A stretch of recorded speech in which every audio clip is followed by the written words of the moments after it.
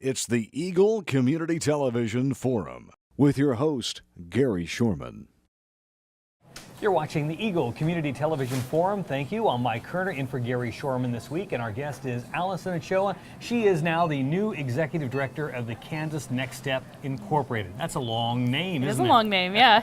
Now, Allison, a lot of people recognize you. You've been around Hayes for a long time, and you've got this new position you've been on for about, what, a month now? Right at a month, yes. Well, it kind of fits into what you've done previously. You were with the Chamber. I know a lot of people remember you from being with all the ribbon cuttings and everything with the Chamber. How many years did you do that? I did that for, I think it was just over 7 years. Really? Yeah, from the time I started as actually it was 8, by the time I started as an intern and moved into a full-time position with the Chamber, it was about 8. Yeah, you were public relations director for the Chamber? Yes. So you had a chance to do a lot of stuff with the Chamber. Yes, I did. And you probably know a lot of the people that you deal with now every day too. I have. It's been nice to be able to reconnect. I've actually been out of the Chamber work for about 4.5 years now. I left the Chamber right after my son was born, and I stayed home with him and now with my daughter. But yeah, so it's nice to be able to reconnect with some of those folks that I met and established friendships with through the Chamber, and just getting to know them in a business sense again has been really nice. And now this new position that you have is with it's called the Kansas Next Step. And when you were announced as the new director of it, I saw that organization name, and I'm like, I don't know what that's all about, and I've never heard of that before. Maybe you can enlighten us a little bit. Sure. Well, Kansas Next Step Inc. was established in 2003 by Deb Denning. She and her family have been living here for a number of years. All 3 of her daughters grew up, went through the Hayes school system, and also went to Fort Hays State University. And that's actually where I met the girls, and then I met Deb through them. I knew she kind of ran this organization, but it wasn't on my radar in terms of a job. And then, everything progressed and happened, and they were looking for a new executive director. And ultimately, I was named as the person to take over that role, which was a huge honor to be able to step into Deb's shoes, and she's got big shoes to fill. She's done so much with the organization. She does, because she's been the only director. You're the second director in the history of this organization. That's right. She has worked for the last, since 2003, she's worked for the last 10.5 years building Kansas Next Step from the ground up. It's a nonprofit organization, and we work to connect individuals with unique and exciting educational opportunities. So, that's a very vague mission, but it really serves to just give students and teachers the opportunity to maybe enhance what they're learning in the classroom, enhance their skills in a variety of different ways through opportunities that may not be available here in town, may not be available in Kansas. We aren't bound by any sort of geography. We're not bound by the age of a student or the age of a teacher. We're not bound by any sort of category. We're not looking at we're only K through 12 or we're only university or whatever. We serve a lot of different students, a lot of different teachers in a variety of settings and in a variety of ways. So you're not really linked to any university in particular or school? Correct. We don't have an affiliation with any educational institution. We're solely here for providing educational opportunities that are outside the everyday. So we connect students and teachers with some teachers, for example, need to go and get continuing education credits, or they have an opportunity that arises that maybe the school district won't pay for, and so they're paying that out of pocket, which a lot of teachers, as we know today, are spending more and more on their classrooms, on their students out of their own personal pockets. So, it makes a big difference when you have an organization that's able to come in and help you, assist you with the financial obligations that, maybe getting those continuing education credits would cost you. Well, I think what we'll do is in the second half of the show, we'll go into more details of that, because you gave me a lot there, actually. We'll go into that in the second half. Want to step back here just a little step or two. And now this organization, which is Kansas Next Step, how did the whole thing get started? Did Deb just kind of come up with the idea herself, or is it under some large umbrella? No, it's not. It's a freestanding organization. It's not under the umbrella of any other organization.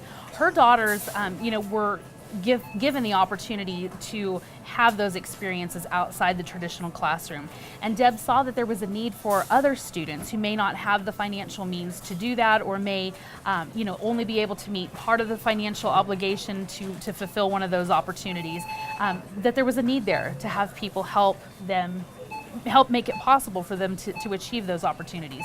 So she just decided to, get a group of people together. It was very much a grassroots effort. So she got the group of people together, had, some support behind her through, just resources like Fort Hays State University, like the school district and things like that. But again, we're not affiliated with any particular educational group, but you do have those resources through our local educational entities.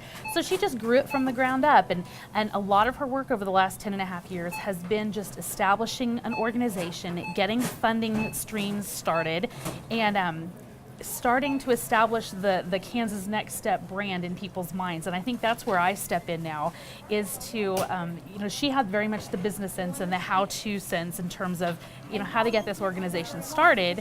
And now I feel like it's my duty to enhance that and to help grow the brand of Kansas Next Step, so people outside of Hays, people in our business community would become more familiar with it. And so hopefully we'll have more of those opportunities as the future progresses. Is she still in the community? Can she help you out a little bit too? Oh, absolutely. She's still on board with the organization. She's taken on a board of directors role. So she is still involved. She's my go-to person. I'm talking to her almost every day, asking her questions or texting her with questions or whatever the case might be. But yeah, she's absolutely involved. She is our go-to person to help us with sponsorships and things for our annual oil and gas seminar, which is one of our major sources of revenue.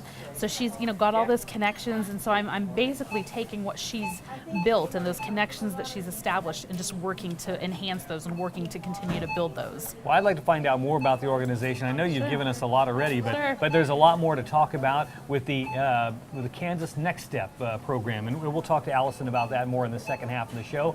Again, I'm Mike Kerner, in for Gary Shorman this week on The Forum, brought to you by Hays Med, and also brought to you by Eagle Communications, our community connected. We'll be back with more in just a moment. Youthful body, tight tummy, smooth facial lines. Greystone Cosmetic and Reconstructive Surgery is here to help you achieve your goals and give yourself the new look you've always wanted. Greystone offers sophisticated surgical and non-surgical cosmetic procedures. With services now available locally, there's no need to wait any longer. Contact Greystone Cosmetic and Reconstructive Surgery at Hays Medical Center today or online at greystonecosmetic.haysmed.com. It's a beautiful day in our super high-speed internet great customer service neighborhood. Like you, this is where we live. In fact, our company is employee-owned, so it's our goal to improve the quality of life for everyone in our community by delivering faster, more reliable internet, clearer, more feature-laden phone service, quality TV channels, all with the level of customer service you'd expect from people who are your neighbors. Eagle Communications, our community connected. You're watching the ECTV Forum on Eagle Community Television, Channel 14, and we want to welcome you. I'm Mike Kerner, in for Gary Shorman this week. You can also see us on Facebook. It's ECTV Forum there on Facebook, and you can see all the guests past and maybe even some, future guests that are on the way. Also, if you've got an email for maybe a guest or comments about the show, you can email Gary. That's gary.shorman@eaglecom.net. Our guest today is Allison Ochoa, and people remember her from the Hays Chamber for a long time, right. And then a mom at the grocery store a lot. I see a lot of people at the grocery store. And of course, they were at Dillon's. But also, Allison is now the new director of Kansas Next Step. And I know it's kind of a new organization. Well, maybe not so new. It's been around for a while, but new to a lot of people's mind now that you've become the director. Mm-hmm. And I know Deb did it for a long time and kind of got it started. And now your next step is to get some publicity out there and let people know about it. And that's probably one of the questions you get a lot of times when you go out now, is this being your job. What is Next Step all about? Right. And we kind of talked about that a little bit at the beginning of the show. Is it bound by any kind of geography? Meaning, is it just Hays people, Ellis County people, or does it reach out further than that? We are not bound by any sort of geography. We have assisted students and sponsored students from as far away as California. We've actually just recently had students from Kansas City who have applied through us for funding assistance to go to the Fort Hays State Music Camp. I think it's the Midwest Music Camp. I apologize, I'm not going to get the name exactly right, but so we help a lot of different students from a variety of different areas. We've had students from Garden City, Liberal, so just the farthest reaches of Kansas, and then also, different parts of the country. Are these students that are lower income students, or is it just all backgrounds? It's all backgrounds. That's the other thing. You know, we have a lot of scholarships that are for low income students, and I'm not talking through us, but just in general, you know, when you look at scholarships that are available to people, a lot of them will specify it has to be to a low income student or whatever the case might be. We're not bound by that either. So we don't care, you know, what kind of educational background the student comes from, what kind of socioeconomic background the student or the teacher comes from. We're here to help you in whatever way we can advance your educational opportunities. And so that might be camps, that might be research opportunities, it might be, you know, trips to Europe to study languages and music and art and those types of things. Our services are very, very wide-ranging, and we absolutely are just wanting to help as many people as we can, as many people as our funds would allow us to. Is this more like a foundation, the way it's set up, or when people donate, do they have strings attached where you can use it for kindergarten kids, or you can use it for grade school kids or college kids when they donate the money? How does that whole thing work? It's not really set up like a foundation, and we don't consider ourselves a scholarship organization either, because the federal government, there are so many strings attached just in how you can set up financially and how you can set up legally a scholarship account or a foundation. So we're definitely not like that. We are a standalone organization. We're governed by a board of directors, and the board of directors actually is the group that decides on how much we're able to fund different projects or how many students we're able to fund every year. So we are, again, we're not bound by any sort of, we just don't have a lot of boundaries in terms of who we can and cannot serve. And we're also just given that freedom through the way we're structured to, you know, to help just as many people as we possibly can from whatever background they come from. So when somebody finds out about your organization, they say, you know, I want to go to this band camp at Fort Hays State University, and I'm a freshman in high school. What do? They write a letter? Do you have a form to fill out for them? And then Yes. do you meet as a board of directors and you decide this once a month, once a week, once a year? How does that work? Sure, we meet regularly as a board of directors. Right now it's once a month. We have applications that come into us throughout the year, and it is quite a lengthy application process. So we have the actual application to fill out. They're required to send in letters of reference, and there's, you know, several steps to the whole process. So, you know, it's a matter of making sure you get through all the steps and making sure you take time to get all the details right. And then the board of directors makes the final decision as far as, you know, how much we can afford to fund, you know, how many people we can afford to fund. And it comes up on a case-by-case basis, as pretty much every opportunity is different. So Do you have to do a background on where you're giving this money to, or do you give it to the student themselves, or how does that whole thing work? Because you kind of worry sometimes that maybe somebody's out there trying to get you guys. Sure, and absolutely. I wonder that sometime in today's society. Oh, absolutely. And I think a healthy dose of, you know, caution and care is always the best way to go. But with our organization and the way the application process is set up, the students or the teachers, they make the application, they go through the process, and it's more of a reimbursement type of a situation where they actually, you know, pay what they can up front, and then we reimburse them however much of the amount that they're requesting. You know, sometimes it's the full amount that they've requested, sometimes it's a partial amount. So we'll go ahead and reimburse them that amount after the experience. And you know, there's another part or segment after the experience that goes in with being able to receive that reimbursement funding. So they have to send us a thank you note. They have to provide proof that they, you know, attended the event or traveled to the event. And sometimes it's a plane ticket stub, or sometimes it's the brochure and the picture, or, you know, there's a bunch of different things you can do. But yeah, I mean, we definitely want to cover all our bases and make sure that we're not spending our money in a way that's not what our donors would want us, you know, how they would want us to do that. So, you know, we really do take care to make sure that all of our bases are covered, that our money is going to people who really deserve the money, who really are going to use it wisely, and hopefully then we'll come back and impact our community or, you know, the state or the country at large in a more positive way because of the experience they've had. Now, do you have a web presence or a place where people can go and fill out these applications, or do they have to come meet with you as a board member? No, they don't have to come meet with us as a board. You can check us out at www.kansasnextstep.org. You can also email us at connect@kansasnextstep.org. Our office is located in the Hadley Center, which is 205 East 7th Street, and we're in Suite 203. So you're welcome to stop by. At this point in time, we don't have a regular set schedule of when we're there. We're kind of in and out, but a lot of it is done through email. A lot of it is done over the phone. So we have the opportunity to make things as easy as possible for both our the people who we're going to be funding, as well as our board. So we can do a lot of things, and thank God for the digital age, because we're able to do things without having to call a meeting first and do those sorts of things. So it makes it very nice, and it makes it very easy for the applicant. So you're looking for donors, I'm assuming, all the time? Yes.